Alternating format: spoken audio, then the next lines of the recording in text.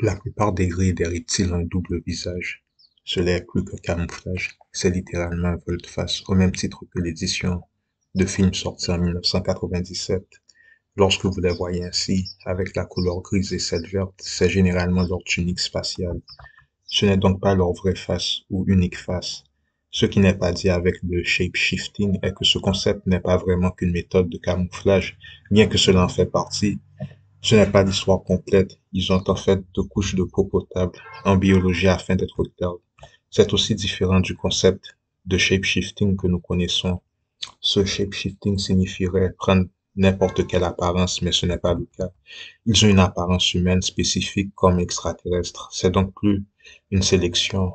Un vrai shapeshifter est en mesure d'apparaître comme une femme, un animal, un homme, etc. Et ce n'est pas leur cas. Dans leur cas, ils n'ont que deux voire trois apparences.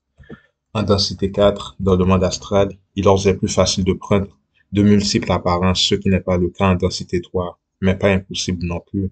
La densité 4 est plus fluide, donc plus facile de changer d'apparence. Dans une réalité plus solide, telle que notre monde, cela est plus difficile. Juste être en mesure de le faire en densité 4 ne signifie pas que vous serez en mesure de le faire en densité 3. À titre d'exemple, dans le monde des rêves, vous êtes en mesure de faire des choses que vous n'êtes pas en mesure de faire ici. Vous pouvez voler dans le monde des rêves, mais vous ne pouvez pas voler ici, bien que cela soit possible et bien c'est la même chose. La plupart des êtres étant en mesure de réaliser cela correspondent à des sorciers, des maîtres en ascension. La plupart des extraterrestres menant une double vie ici sont plutôt de la classe des soldats, des scouts. Ils ont leur propre caste de magiciens, mais la plupart ne vivent pas en société. Donc les extraterrestres qui sont reportés ne sont pas les plus avancés non plus. À titre d'exemple, certaines fois, vous pouvez téléporter dans le monde astral, mais ici, ce n'est probablement pas le cas. Donc pour la question, quelle est la race des vampires? Regardez la photo au moment même où nous parlons. Un match de basketball. Si vous observez, vous vous rendez compte qu'ils ne sont pas des hommes, et ce même pour le joueur en question célèbre, qui est mort selon les nouvelles. Les gens se trouvant généralement vers les premières places, les premières files. La question est, naissent-ils ainsi? Ont-ils toujours été ainsi? Cela dépend, mais certains des athlètes sont aussi victimes d'abduction. C'est en fait pourquoi ils sont en mesure d'offrir des prestations et performances de haute volée. Alors voilà les faits. Si vous êtes victime d'abduction extraterrestre courant, êtes-vous toujours vous? En résumé, une abduction correspond à une expérimentation. Ce n'est probablement pas que la prise en vous de fluides corporels et de tissus précieux. C'est peut-être et certaines fois l'insertion en vous de leur truc. Dans ce cas, êtes-vous toujours la même personne? Négatif. En réalité, de par l'interaction du phénomène, cela ferait de la personne en question un hybride. Eh bien, en parlant de ces célébrités, des genres de gens se trouvant en première ligne, certaines d'entre elles participent volontairement à l'expérience, c'est-à-dire, comment expliquer, en eux sont insérés une double peau, une couche de peau supplémentaire, secondaire, pas celle que nous connaissons, enseignant, mais une vraie doublure au sein de la même biologie, si cela fait sens. L'autre mystère est que leurs apparences primaires deviennent en fait celles secondaires. C'est exact. L'apparence primaire devient secondaire. C'est-à-dire que celle reptilienne ou grise est alors l'apparence normale. Voilà le mystère. C'est en fait cette expérimentation que nous mentionnons via l'extrait dont vous êtes familier. Voici ce qu'ils disent sur les Elohim, des trans définitifs. Cela fait référence à de nombreux groupes d'entités à des points nombreux et variés de l'histoire. Les premiers Elohim étaient des hommes, plus tard sont devenus non humains, dû à un pacte avec des êtres d'orientation négative de densité 3. Les premiers Elohim étaient des hommes, plus tard sont devenus non humains, dû à un pacte avec des êtres de densité 4 d'orientation négative. Les hommes expérimentant sur nous savent-ils qu'ils font partie de l'expérimentation? Correct. Le font-ils volontairement? Ils n'en ont pas vraiment le choix. Et pourquoi cela? Ils sont déjà dans un état avancé de l'expérimentation. De quoi s'agit cette expérimentation? Trop compliqué afin que vous compreniez. Ce n'est juste pas qu'afin de nous dominer et nous sucer sec. Correct. Mais cela va beaucoup plus loin. Vous comprendrez en niveau 4, en densité 4. Fin de l'extrait, d'où c'est dire la conséquence de cet état avancé est ce que les gens appellent shape-shifting, le changement d'apparence qui nous fait flipper. L'autre mystère est que leurs apparences primaires deviennent en fait celles secondaires. L'apparence primaire devient secondaire, c'est-à-dire que celle reptilienne ou grise est alors l'apparence normale. C'est en fait cette expérimentation que nous mentionnons via l'extrait dont vous êtes familier. En voilà un autre. Et voyez les amis, je vous ai dit que les andromédiennes sont des insectes en mesure de se métamorphoser. Et lorsqu'elles métamorphosent, elles sont très attractives, extrêmement attractives. Cependant, cette coquille d'apparence ne peut être maintenue que durant un certain temps. Une fois cette capsule de teint expirée, la coquille d'apparence se défait et généralement, elles vont se cacher. Et c'est ainsi que vous savez que vous avez affaire à une andromédienne ou des copains ou copines extraterrestres. Ces différentes phases où l'individu en question disparaît pour un rien dans votre vie durant une période assez conséquente et font leurs apparitions comme si de rien n'était. Fin de cet extrait. L'autre élément qu'il nous faut prendre en compte est que généralement, deux espèces différentes ne sont pas toujours en mesure de reproduire entre elles pour des raisons d'incompatibilité. Donc avant de franchir cette étape, rendre cela possible, c'est le partage de gènes, l'insertion de gènes vers l'autre désiré. Avant de rendre les reproductions directes possibles, il faut donc réaliser une expérimentation particulière entre les deux hôtes, afin que ceux-ci partagent les mêmes gènes pour qu'ils puissent reproduire directement. Donc ces expérimentations de lab précèdent la possibilité de reproduction directe pour la raison mentionnée plus tôt. Par la suite, les sujets en question sont mis en liberté, libérés au sein de la société afin de reproduire avec un homme, une personne ayant la configuration biologique originale de l'astre en question. Et c'est donc ainsi que ces hommes sont devenus non-hommes au sein de laboratoires, puis par la suite, par leur mise en liberté et la relation intime qui a suivi entre ces hommes et femmes et les gens normaux de la société. Cela peut en fait correspondre au verset où les anges ont reproduit avec la femme de l'homme. C'est à ce point que les Elohim sont devenus non-humains, sont devenus non-hommes, ou humains simplement maintenant que nous faisons la différence entre hommes et humains. Dans une des vidéos précédentes, nous vous disions que les vampires correspondaient principalement aux lignées royales, mais pas que. Rien de nouveau. Celle-ci a en fait débuté non pas par les lignées royales publiques, mais via la prêtrise, parce que les Elohim correspondent à une classe de la prêtrise. Le Vatican, notamment, la branche des Jésuites, qui sont des hybrides par une série d'affiliations avec d'autres sociétés secrètes, qui sont probablement affiliées avec les mentors religieux, si vous en avez, les soufistes, les Maures et l'Église catholique romaine. Donc les sionistes sont donc un mix entre les lignées aliens et ces sociétés secrètes qui ont formé les Jésuites avec les Z et les S de Sion ou de Zion. Qui étaient les Lévites?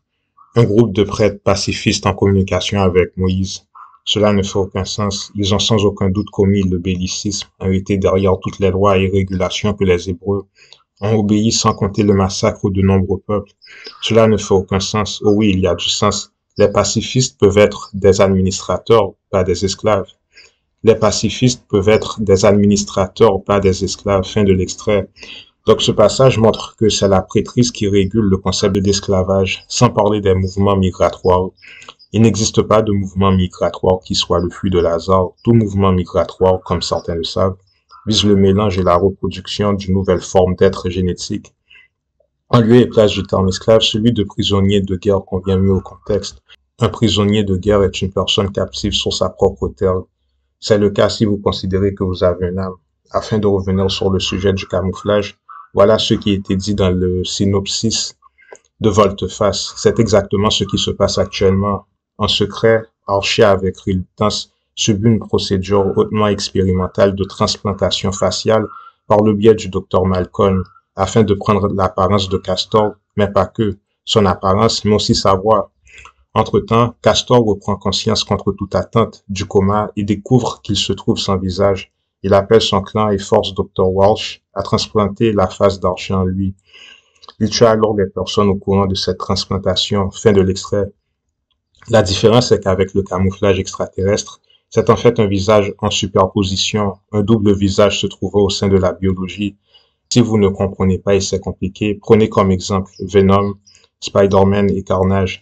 Remarquez que leur costume est plus qu'un costume, spécialement pour Venom et Carnage. C'est une biologie dotée de sa propre personnalité, de sa propre intelligence et caractéristiques. Mais en dessous de celle-ci se trouve la première version biologique de la personne en question. Il semble que dans le cas de ces genres de personnes, suite à l'expérimentation, la première version biologique devient secondaire et la nouvelle version devient celle primaire. La différence est que ces personnes font toujours usage de l'ancienne biologie comme étant celle primaire, et cela vient avec un prix. car la première apparence biologique se trouve enfermée dans une capsule de temps qui peut expirer. À vrai dire, leurs anciennes apparences, bien que cela peut paraître bizarre, n'est plus leur vraie apparence, car cette apparence n'est qu'une apparence de façade, bien qu'ils continuent à en faire usage au sein de la société pour des raisons évidentes. Voilà ce qu'ils disent sur les Elohim, des trans définitifs. Cela fait référence à de nombreux groupes d'entités à des points nombreux et variés de l'histoire. Les premiers Elohim étaient des hommes, plus tard sont devenus non-hommes. Dieu a un pacte avec des êtres de densité 4, d'orientation négative, notamment les reptiles. C'est compliqué, donc ils ont tout de même gardé comme façade leur première apparence. C'est ce que nous essayons de vous expliquer. Mais puisque cette apparence n'est plus celle normale, ils doivent consommer probablement du sang et d'autres ressources afin de la maintenir, car ils ne sont plus hommes. Donc lorsqu'on parle de monstres à Hollywood, un peu partout dans le monde, certaines de ces personnes étaient des hommes ou des hybrides qui ont pris part à l'expérience, c'est-à-dire qu'ils ne sont pas nécessairement des vampires de naissance ou des extraterrestres de naissance. Ils le sont devenus au cours de leur vie. C'est comme si ces personnes ont eu, en fait c'est cela, c'est une seconde incarnation au sein d'une même existence qui a pris une tournure différente. C'est une seconde incarnation au sein d'une même existence qui a pris une tournure différente. Mais comment cela est possible? Cela concerne l'arrangement spécifique au niveau de la molécule d'ADN. Le changement de perception. Notre perception a dû à ce que l'auteur nomme les points d'assemblage. Ces points d'assemblage sont en fait un arrangement sophistiqué au niveau de la molécule d'ADN. Si vous modifiez ce point d'assemblage, vous percevez autrement. Pour ça, en synchronicité avec la vague, celle-ci réarrange vos points d'assemblage, modifie positivement l'ADN. En fait, c'est cela les dons. La fonction des dons, c'est la modification de l'ADN afin de percevoir une nouvelle réalité inconnue. En ésotérisme, la perception est possible via la formation spéciale, laquelle sélectionne les émanations internes et externes afin que chacune d'elles soit en harmonie. L'harmonie particulière aperçue en tant que le monde est le résultat d'où se situe le point d'assemblage à ce moment précis au niveau du cocon. Le point d'assemblage de la majorité des gens est fixe, car depuis l'enfance, ils sont habitués à une forme stricte et mondaine de la perception de la réalité. Ils parlent notamment de la possibilité de changer le point d'assemblage à l'aide de nombreuses pratiques permettant de percevoir le monde différemment, mais aussi la possibilité d'entrevoir d'autres mondes. Fin de cet extrait. Si on venait par exemple à changer le point d'assemblage d'un homme, celui-ci, dépendamment de la modification spécifique, viendrait à marcher à quatre pattes, tel un animal. Après tout, il existe des gens d'apparence humaine marchant à quatre mains. Et inversement, en réarrangeant le point d'assemblage d'un animal, celui-ci pourrait se mettre à marcher. Bien sûr, le changement du point d'assemblage s'accompagne de changements en termes de perception. C'est donc cet assemblage au niveau de la molécule d'ADN qui fait que les animaux marchent à quatre pattes et que les hommes marchent comme ils marchent. Pour ce qui est de la science du camouflage, car le dernier est une science, c'est plus compliqué. Connaissez Cyber6? Dataset, panthère noire victime des expériences de von Richter qui réalisait aussi des tests sur les animaux.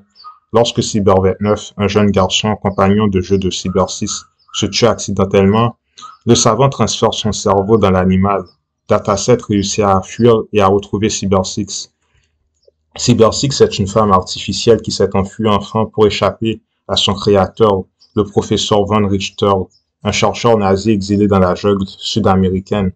Se cachant dans la grande et sombre métropole Meridiana dans la version originale, elle est non seulement rongée par des questions existentielles sur sa propre nature, mais doit aussi se fournir en combustible, un liquide vital pour la survie de toutes les créatures artificielles créées par le docteur von Richter, mais doit aussi se fournir en combustible, un liquide vital pour la survie de toutes les créatures artificielles créées par von Richter.